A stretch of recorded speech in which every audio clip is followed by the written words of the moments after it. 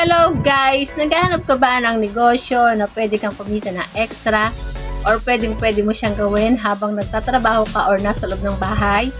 Introducing Unified Product and Services or Wealthy Lifestyle. Dito pwede kang mag-book ng airline ticketing, travel and tour, pwede kang magbayad ng bills, pwede kang mag-load, pwede kang magpadala ng pera at marami pang kita. Ang good news, you can start this business in less than 20,000 pesos.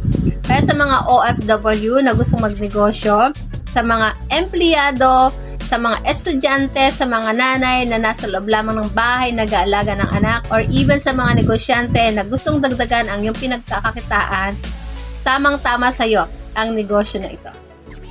Gamit lang ang iyong cellphone, pwede ka nang magsimula ng business na ito.